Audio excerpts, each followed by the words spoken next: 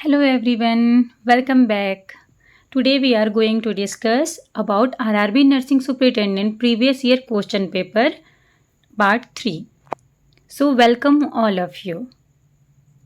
इससे पहले के पार्ट 1 और पार्ट 2 मैंने 1 से लेके 40 तक के क्वेश्चन ऑलरेडी अपलोड कर दिए हैं। वीडियो के डिस्क्रिप्शन में मैं लिंक दे दूंगी इसके, और वीडियो के लास्ट तक बने रहें, आपको ये ज़रूर हेल्पफुल होगा। सो आज का सेशन स्टार्ट करते हैं। So question 41, which one of the following is not a type of back massage. Back massage का टाइप कौन सा नहीं है? बैक मसाज या फिर बैक केयर।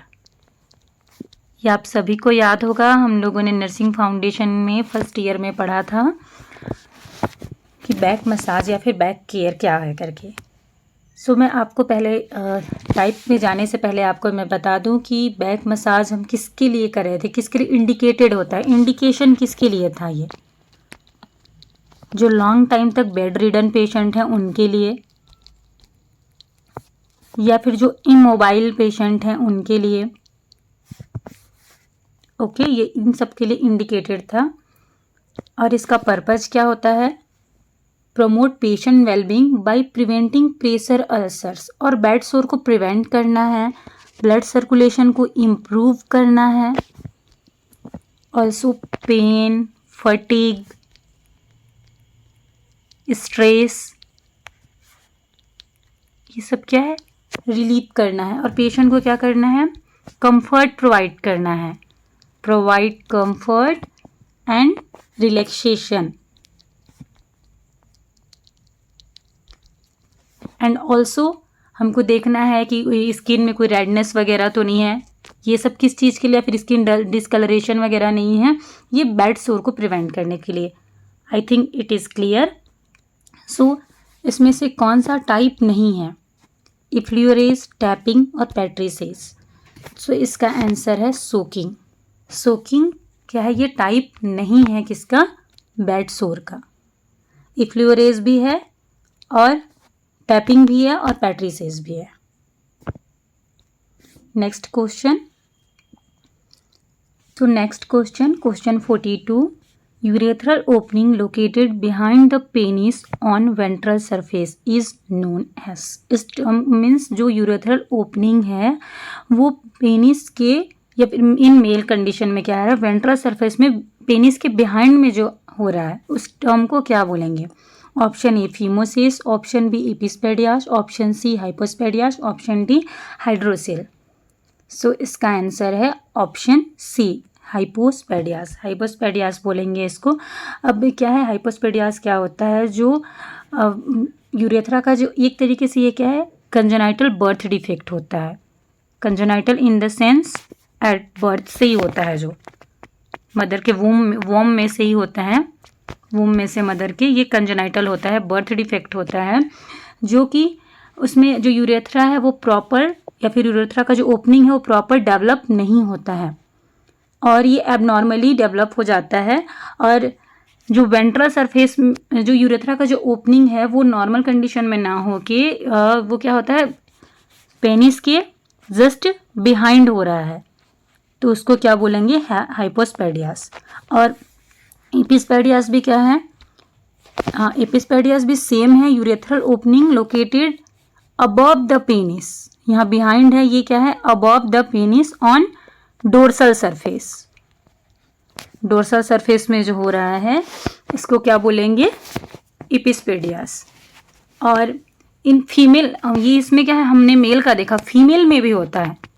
फीमेल में कहाँ पे होगा? फीमेल में जो यूरेथ्रल ओपनिंग होता है ये कहाँ पे रहता है? Above the clitoris in females. Females में कहाँ पे? Above the clitoris of female. Okay, clitoris के अबव में जो यूरेथ्रल ओपनिंग होता है इन फीमेल में, उसको भी क्या बोलेंगे? ये भी एपिस्पेडियास है, या फिर यूरेथ्रल अबनॉर्मलिटी, ओपनिंग अबनॉर्मलिटी है।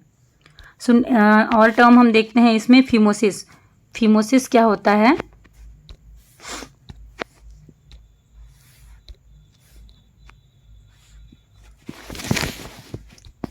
फिमोसिस क्या होता है? ये कंडीशन होता है where the foreskin of the penis cannot be fully retracted over the head of the penis. ये कंडीशन है जिसमें जो पेनिस का जो फोरेस्किन होता है वो रिट्रैक्ट नहीं हो पाता है। फोरेस्किन क्या हो रहा है? रिट्रैक्ट नहीं हो पाता है। जो मीन्स जो ग्लांस पेनिस होता है, जो हेड ऑफ द पेनिस होता है, जो ग्लांस पेनिस होता है वो क्या है? रिट्रैक्टेड नहीं हो पा रहा है, उसको क्या बोलेंगे? फिमोसिस। एंड एक और टर्म है ऑप्शन डी का हाइड्रोसिल। हाइड्रोसिल क्या होता है? ये इसमें कलेक्शन होता है फ्लूइड का जो कि स्क्रोटम को स्वेलिंग करता है। Means a collection of fluid that causes swelling in the scrotum. Collection है किसका? फ्लूइड का। फ्लूइड कलेक्शन हो जाता है किसमें? स्क्रोटम में। Fluid collection in scrotum.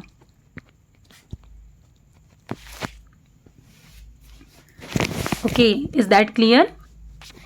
सो इसका आंसर होगा ऑप्शन सी। जो बिहाइंड द पेनिस होगा urethral opening is known on ventral surface is hypospadias and above the penis on dorsal surface is known as epispadias. Phimosis क्या है? ये condition होता है foreskin of the penis can not be fully retracted. And hydrocele क्या है? Collection of fluid that causes swelling in the scrotum. So next question की ओर आगे बढ़ते हैं।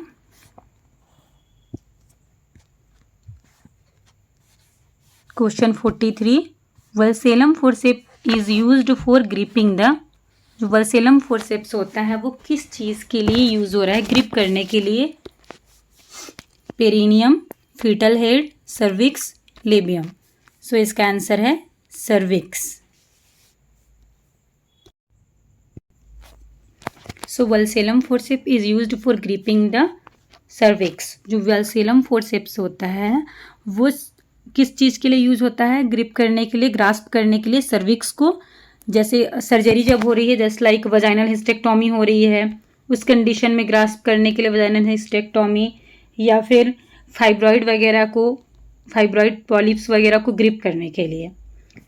ओके, सो इसका आंसर है ऑप्शन सी। यहाँ पे टाइपिंग मिस्टेक हो गया है, ये सी है। Option C, cervix. Valsalem forceps is used for the gripping of the cervix. Next question. Universal safety precaution are set of guidelines to protect the, means universal safety precaution है just like PPE. PPE हो गया जैसे protection equipment, जैसे like gloves, mask, cap वगैरह सारा आता है इसमें। Safety are state for guideline to protect. ये किसके लिए है? प्रोटेक्ट करने के लिए। Health care workers, patient relative, general public. So इसका आंसर है option A, health care workers को प्रोटेक्ट करने के लिए यूनिवर्सल सेफ्टी प्रिकॉशन या गाइडलाइन सेट किया गया है, ताकि जो हेल्थ केयर वर्कर्स है उनमें क्या है, ये सेफ्टी रहे। और ये ऑल्सो पेशेंट के वेलबींग के लिए भी होगा, क्योंकि अगर मतलब एक पर्सन से दूसरे पर्सन में भी ये ट्रांसमिट नहीं होगा। सो इसका आंसर है universal safety precaution are set of guideline to protect the health care worker. Next question, which type of crutch is frequently used by patient of all the ages on a short term basis. जो crutch होता है patient के through कौन से, means all ages में, short term basis में generally कौन से टाइप का क्रच सबसे ज़्यादा यूज़ होता है? Platform crutch, axillary crutch, Lofstrand crutch और एक्सटेंसर क्रच। सो इसका आंसर है option B, axillary crutch. Next question, a condition of the inner ear characterised by episodic vertigo, tinnitus and sensory neural hearing loss is termed as. एक कंडीशन होता है ear का जिसमें vertigo होता है, मीन्स पेशेंट को डिजीनेस फील होगा। टिनाइटस होगा, मीन्स रिंगिंग या फिर कुछ उसको सुनाई देता है। और हियरिंग लॉस भी होगा, सेंसरी न्यूरल हियरिंग लॉस होगा। उसको क्या बोलते हैं? इसको, इस टर्म को क्या बोला जाता है, या फिर इस कंडीशन को क्या बोला जाता है? Option A otitis media, option B nystagmus, option C Meniere's disease और ऑप्शन डी ऑटोस्क्लेरोसिस। सो इसका आंसर है option C, Meniere's disease. Meniere's disease क्या है? ये डिसऑर्डर होता है इनर ईयर का that can lead to dizzy spells, vertigo और हियरिंग लॉस। ये किसका डिसीज है? इनर ईयर का है, जिसकी वजह से जिसमें क्या हो रहा है? वर्टिगो हो रहा है, टिनाइटस हो रहा है, हियरिंग लॉस हो रहा है। और यहाँ इसके साथ एक फ्रिक्वेंटली क्वेश्चन ये भी पूछा जाता है कि इसमें डाइट क्या एडवाइस किया जाता है पेशेंट को। मीन्स मेनियर्स डिसीज में पेशेंट को क्या डाइट दिया जाता है? सो लो सोडियम डाइट, लो सोडियम डाइट दिया जाता है पेशेंट को। बाकी टर्म्स को देखते हैं क्या होता है। ओटाइटिस मीडिया, ओटाइटिस मीडिया क्या होता है? ये इन्फ्लामेशन और इन्फेक्शन होता है ऑफ द मिडिल ईयर का। ये किसका डिसीज होता है? मिडिल ईयर का। मीन्स मिडिल ईयर में क्या हो रहा है? इन्फ्लामेशन और इन्फेक्शन हो रहा है। निस्टैग्मस क्या होता है? निस्टैग्मस ये एक आई या विजन का कंडीशन होता है जिसमें जो आईज है वो क्या करता है? रिपीटेटिव अनकंट्रोल्ड मूवमेंट्स करता है, रिपीटेटिव अनकंट्रोल्ड मूवमेंट। और ऑटोस्क्लेरोसिस क्या होता है? Hardening of the ear. So और इसका आंसर क्या है हमारा 46 का? Option C. Next question, growth hormone is secreted by which of the following endocrine glands? Growth hormone कौन से एंडोक्राइन ग्लैंड से सिक्रेट होता है? एड्रीनल, पिट्यूटरी, ओवरीज और टेस्टिस। सो इसका आंसर है पिट्यूटरी। पिट्यूटरी ग्लैंड क्या करता है? ग्रोथ हार्मोन सिक्रेट करता है। एक और क्वेश्चन आता है कि पिट्यूटरी ग्लैंड का दूसरा नाम क्या है और ये फिर इसको क्या बोलते हैं? ये इसको एक मास्टर ग्लैंड बोलते हैं। ये सारे ग्लैंड्स का क्या है? मास्टर है। Pituitary gland is also known as master gland. और ये कैसा होता है? ये पी साइज का होता है और ये कहाँ पे प्रेजेंट होता है? Base of the brain, brain के बेस में ये प्रेजेंट होता है। अब इसके हम हार्मोन्स को देखेंगे दोनों टाइप इसके। तो पिट्यूटरी ग्लैंड में एक एंटीरियर पिट्यूटरी है और पोस्टीरियर पिट्यूटरी। एंटीरियर पिट्यूटरी का दूसरा नाम है एडिनो हाइपोफिसिस। क्या है? Adeno hypophysis. और पोस्टीरियर पिट्यूटरी का 1 बाय 1 डिस्कस करते हैं। पिट्यूटरी ग्लैंड का जो एंटीरियर पार्ट होता है, एंटीरियर पिट्यूटरी, उसको हमने क्या बोला था? इसको क्या बोलते हैं? Adeno hypophysis. ओके। सो इसमें टोटल 6 हार्मोन का सिक्रेशन किया जाता है। टोटल 6 हार्मोन प्रोड्यूस करता है और रिलीज करता है। ओके। सो सबसे फर्स्ट है ACTH,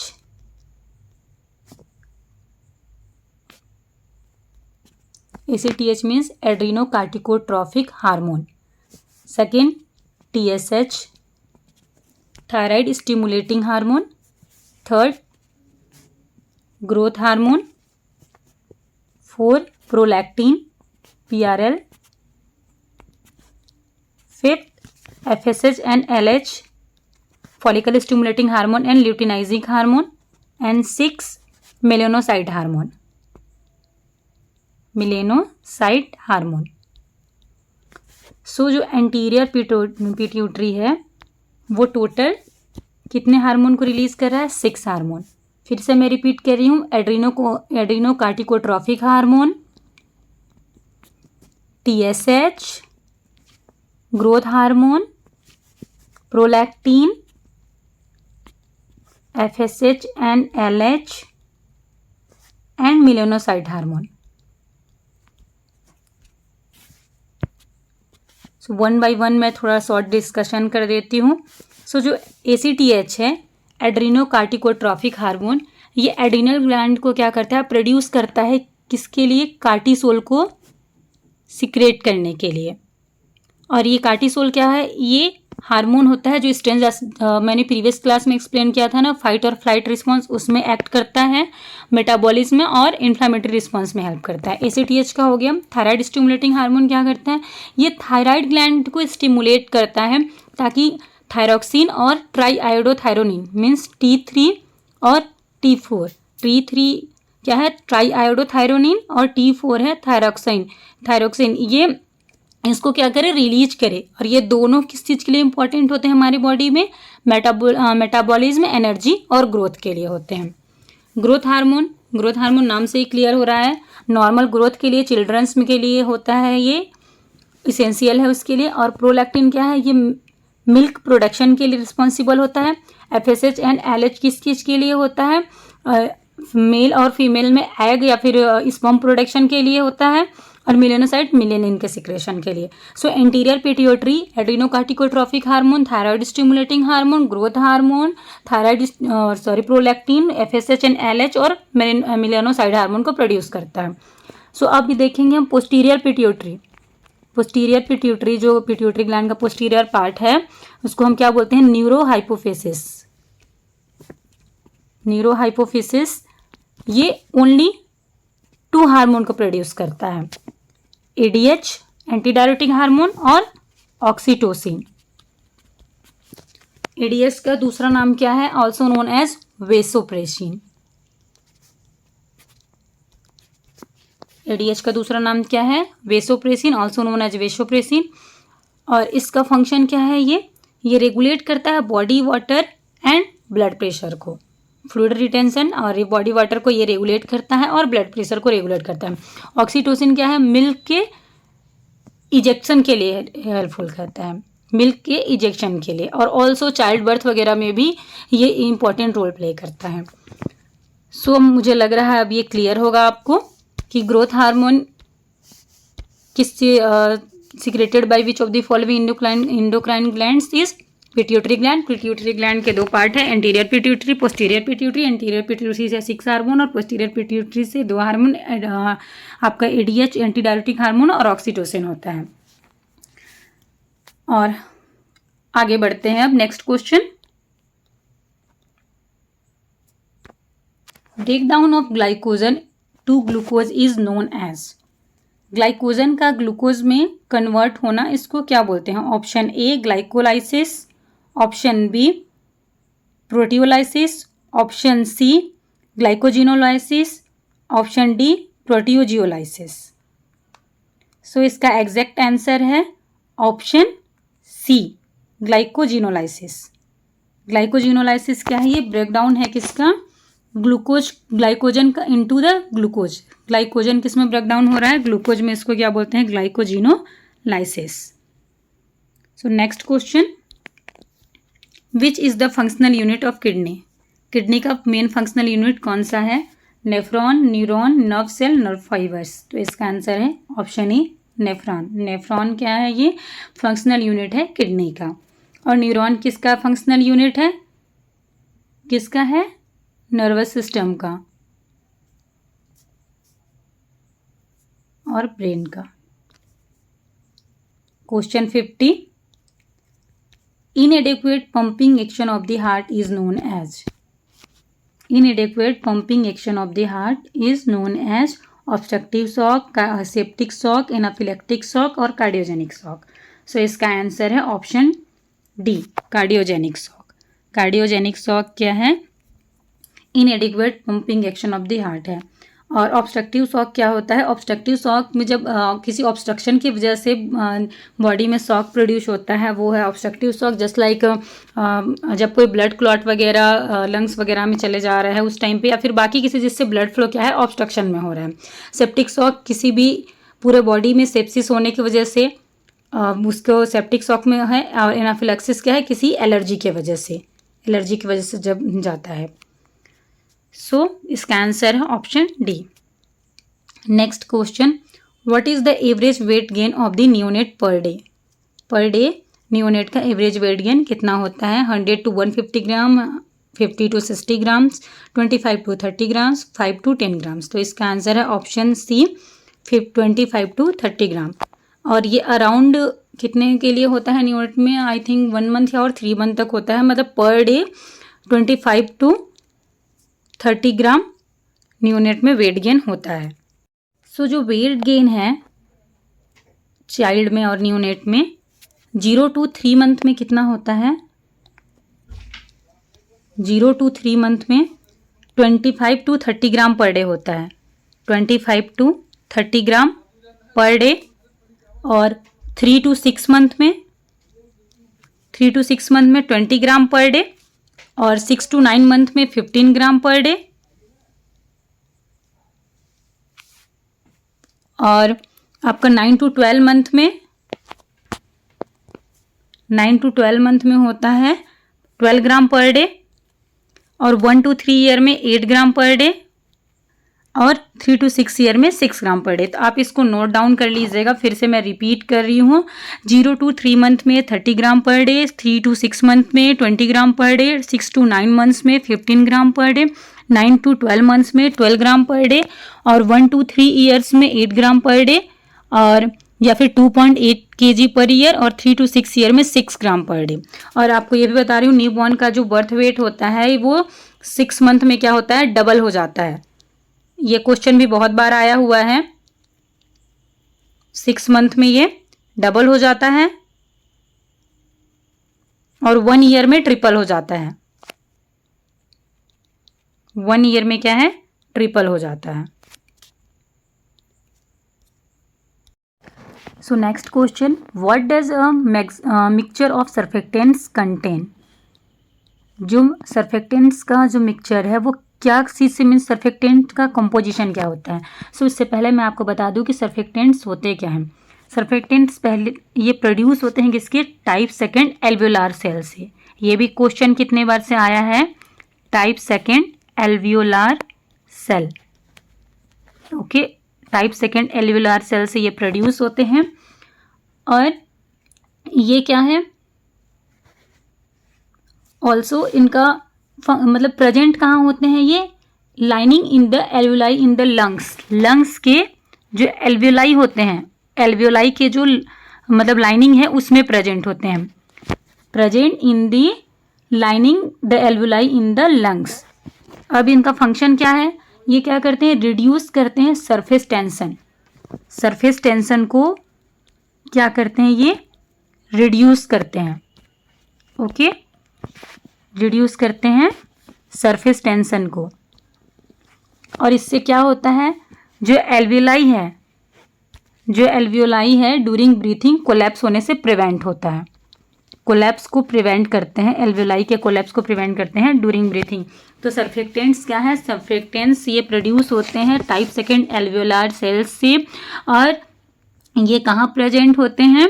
लंग्स के लाइनिंग ऑफ द एल्वियोलाई में। और इनका फंक्शन क्या होता है? To reduce the surface tension और which prevent the alveoli from collapsing during the breathing. Okay, so अब मैं आपको बता दूं कि इसमें ये किस चीज़ से कंपोजिशन किस चीज़ का होता है, इसे मिल के किससे बनाया surfactants? Option A protein and lipid, option B mucus and chloride, option C protein and chloride, और option D lipid and chloride. So इसका आंसर है ऑप्शन ए, प्रोटीन और लिपिड से मिलके बने होते हैं। इनका कंपोजिशन क्या है? Protein and lipid. सो ये क्लियर है। नेक्स्ट पढ़ते हैं अब। Which one of the following is a tentative answer to research question? Operational definition, validity, objectives और hypothesis. So इसका आंसर है option D, hypothesis is the tentative answer to a research question. Next, who made valuable contribution to insight learning? Insightful learning के लिए किसने valuable contribution दिया था? Ivan पावलाओ ने, BF Skinner ने, कोहलर ने और थ्वांडिके ने। सो इसका आंसर है ऑप्शन सी, कोहलर जी ने। Next, which is the hormone that increase water absorption by insert a. Next question, what is the SI unit of electric current? Joule, gauss, ampere और henry. So इसका answer है option C. Ampere. Ampere is the SI unit of electric current. So next question, what does a mixture of surfactants contain? जो surfactants का जो mixture है वो क्या चीज़ से मीन्स सर्फेक्टेंट का कंपोजिशन क्या होता है? सो इससे पहले मैं आपको बता दूं कि सर्फेक्टेंट्स होते क्या हैं. सर्फेक्टेंट्स पहले ये प्रोड्यूस होते हैं किसके? टाइप सेकेंड एल्वियोलार सेल से. ये भी क्वेश्चन कितने बार से आया है? Type second alveolar cell. Okay, type second alveolar cell से ये प्रोड्यूस होते हैं. और ये क्या है? ऑल्सो इनका मतलब प्रेजेंट कहाँ होते हैं ये? Lining in the alveoli in the lungs. Lungs के जो एल्वियोलाई होते हैं, एल्वियोलाई के जो मतलब लाइनिंग है उसमें प्रेजेंट होते हैं. Present in the lining the alveoli in the lungs. अब इनका फंक्शन क्या है? ये क्या करते हैं? रिड्यूस करते हैं सरफेस टेंशन. सरफेस टेंशन को क्या करते हैं? ये रिड्यूस करते हैं. ओके, रिड्यूस करते हैं सरफेस टेंशन को. और इससे क्या होता है? जो एल्वियोलाई है ड्यूरिंग ब्रीथिंग कोलैप्स होने से प्रिवेंट होता है.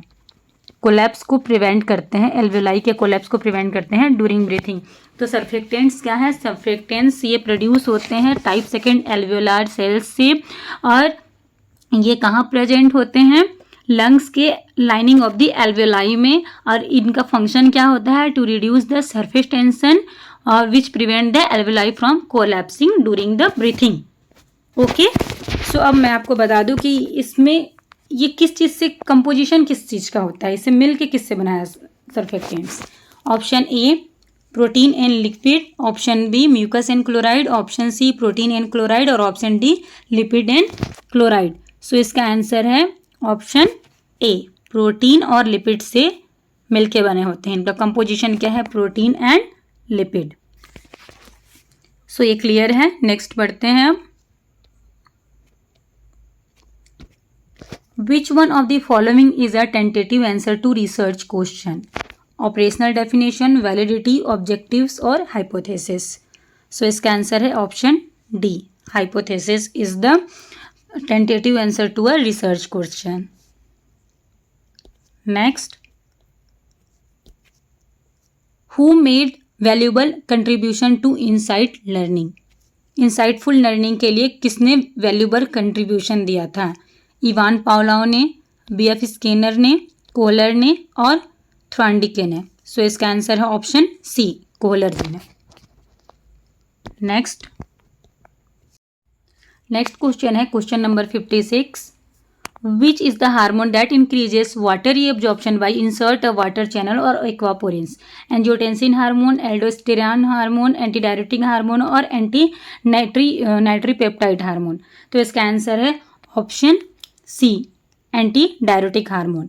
ऑलरेडी हम लोगों ने हार्मोन वाले इसमें पोस्टीरियर पिट्यूटरी से सीक्रेट होता है, इसका हमने देख लिया था. नेक्स्ट,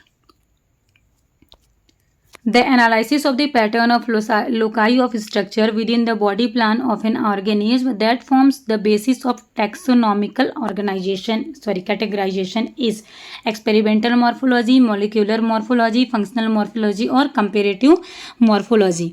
सो इसका आंसर है option D, comparative morphology. Next question,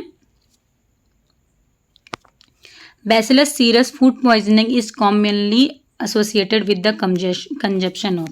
means food poisoning किससे मतलब किसके कंजप्शन से ज़्यादा एसोसिएटेड होता है? Fried rice, green beans, bottled Honey और बेक्ड पोटैटो. किससे? Fried rice, green beans, bottled Honey और बेक्ड पोटैटो. सो इसका आंसर है ऑप्शन ए, फ्राइड राइस. फ्राइड राइस क्या है? बैसिलस सीरस फूड पॉइजनिंग को कॉज करता है. Next question, which one of the following symptoms should be watched for a patient receiving loop diuretics? जिसको loop diuretics चल रहा है जिस पेशेंट को, उसमें किस चीज़ जो नर्सिंग ऑफिसर है या फिर जो नर्सिंग सुपरिटेंडेंट है वो किस सिम्टम को वॉच करेगी increase blood pressure, weak irregular pulse, restlessness and agitation और पैरास्थेसियासिस। सो इसका आंसर है option B, weak irregular pulse. Weak irregular pulse loop diuretic जब किसी पेशेंट को चल रहा है उसको असिस करना है, या फिर पेशेंट में देखने के लिए मिलेगा, और एक तरीके से ये नेगेटिव सिम्टम्स में आ रहा है। सो नेक्स्ट आगे बढ़ते हैं। आज का लास्ट क्वेश्चन है, which one of the following is the second line drug for tuberculosis. Tuberculosis के लिए सेकेंड लाइन ड्रग कौन सा है? रिफाम्पिसिन, इथाम्ब्यूटाल, अमिकासिन और आइसोनियाजाइड। सो इसका ट्यूबरकुलोसिस आपको पता है माइकोबैक्टीरियम ट्यूबरकुलोसिस से होता है। माइकोबैक्टीरियम ट्यूबरकुलाई से होने वाला ये डिसीज कंडीशन है, और इसमें जो एंटी ट्यूबरकुलर ड्रग होते हैं वो फर्स्ट लाइन और सेकंड लाइन ड्रग में डिवाइड किया गया है। सो इसमें सेकंड लाइन ड्रग में कौन सा आता है इसमें? तो इसका आंसर है option C, amikacin is a second line of drug for treatment of tuberculosis, और रिफाम्पिसिन, इथाम्ब्यूटाल, आइसोनियाजिड ये क्या है? फर्स्ट लाइन ऑफ ड्रग है। सो इसका आप लोगों के लिए ये होमवर्क है या फिर ये असाइनमेंट है कि आप फर्स्ट लाइन और सेकंड लाइन ऑफ ड्रग के बारे में आप और भी जो कौन कौन से ड्रग हैं जो फर्स्ट लाइन और सेकंड लाइन ड्रग में आते हैं उसके आप क्या करेंगे, कमेंट में बताएंगे कि कौन सा फर्स्ट लाइन ड्रग है और कौन सा सेकंड लाइन ड्रग है।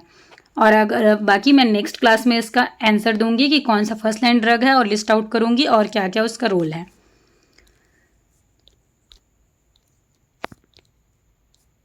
So thanks for watching and all the best for your exam. And अगर आपको मेरी वीडियोज़ अच्छी लगती हैं तो आप प्लीज़ चैनल को लाइक, शेयर एंड सब्सक्राइब कीजिएगा। And thank you all of you. Bye bye, take care. अच्छे से खाते पीते रहिए, हाइड्रेटेड रहिए और मन लगा के पढ़ाई करिए, सफलता एक दिन जरूर मिलेगी। बाय।